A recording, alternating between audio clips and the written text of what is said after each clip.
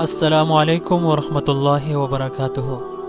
میں ہوں طاہر حنیف اور میں اپنے تمام چاہنے والوں کو مشعل راہ کے اس پلیٹ فارم پر خوش آمدید کہتا ہوں۔ دوستو، آج کی ویڈیو میں ہم تفصیل سے جنات کے حالات، زمین پر وہ کتنے عرصہ رہے اور آدم علیہ السلام اور ابن آدم کے ساتھ ان کی دشمنی کی بات کریں گے۔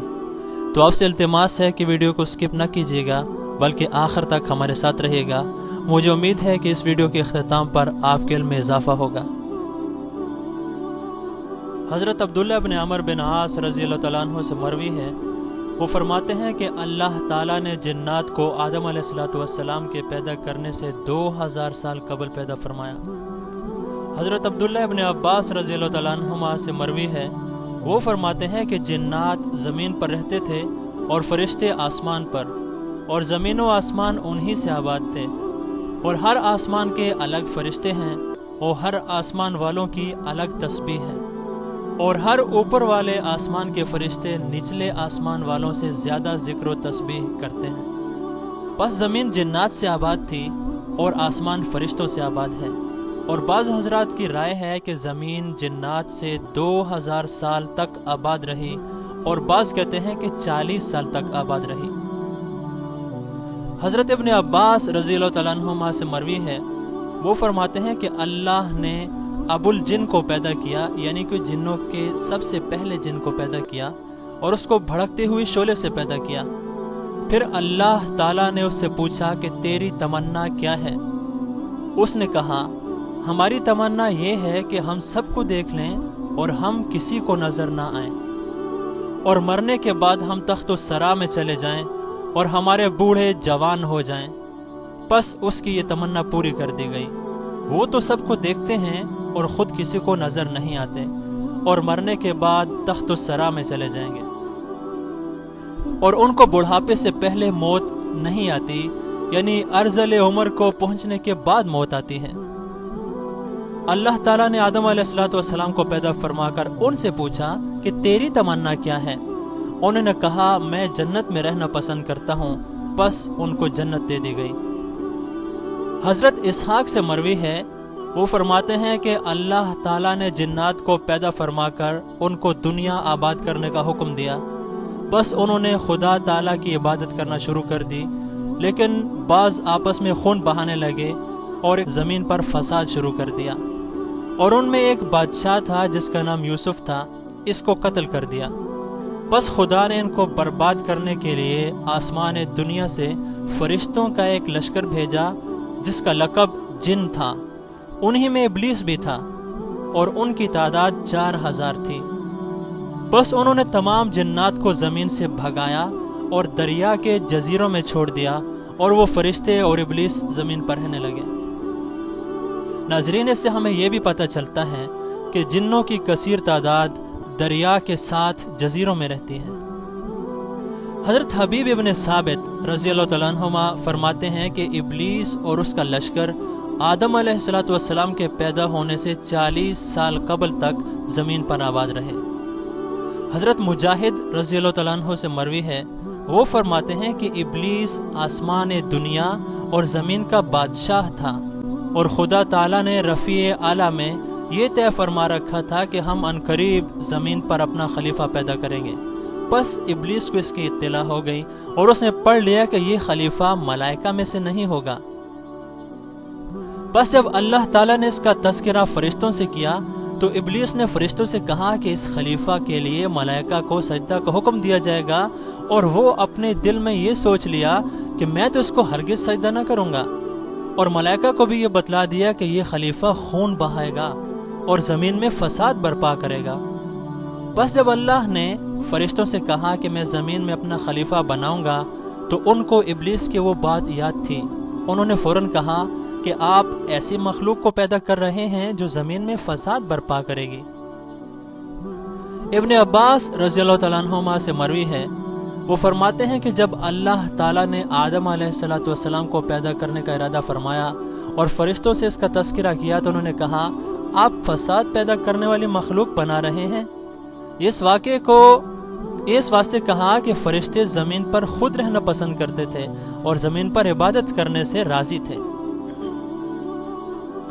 ابن عباس رضی اللہ تعالیٰ عنہما فرماتے ہیں کہ ملائکہ عالم الغیب نہیں ہیں، اور انہوں نے ابن آدم کے اعمال کو جنات کے اعمال پر قیاس کرتے ہوئے کہا تھا کہ یہ اس طرح فساد کریں گے جس طرح جنات نے فساد کیا تھا، اور اس طرح خون ریزی کریں گے جس طرح جنات نے اپنے بادشاہ کو قتل کیا تھا جس کا نام یوسف تھا، جیسا کہ پیچھے گزر چکا ہے۔ حضرت ابن عباس رضی اللہ تعالیٰ عنہ سے یہ بھی مروی ہے، وہ فرماتے ہیں کہ اللہ تعالیٰ نے جنات کی طرف اپنے رسول مبعوث کیے تھے، انہوں نے خدا تعالیٰ کی عبادت کا حکم دیا اور شرک سے باز رہنے کی تعلیم دی اور آپس میں خون ریزی سے ڈرایا۔ بس جنات نے خدا کی نافرمانی کی اور اس کے ساتھ شریک ٹھہرایا اور خون ریزی شروع کر دی، بس ان کو تباہ و برباد کر دیا گیا۔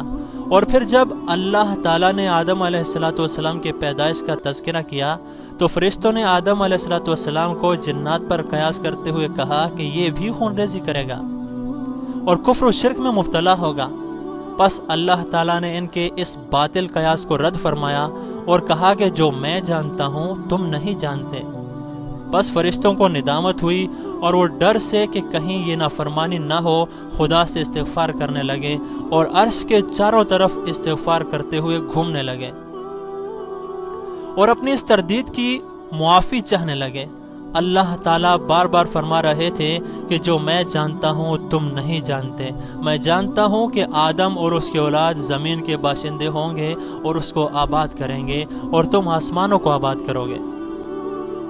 ابن جرسیج فرماتے ہیں کہ جب اللہ تعالیٰ نے ملائکہ کے سامنے تخلیق آدم کا تذکرہ کیا تو انہوں نے سن کر کہا کہ آپ فساد پیدا کرنے والی مخلوق پیدا فرما رہے ہیں، تو اللہ تعالیٰ نے کہا جو میں جانتا ہوں تم نہیں جانتے اور میں تمہارے ظاہر و باطن سے اچھی طرح باخبر ہوں۔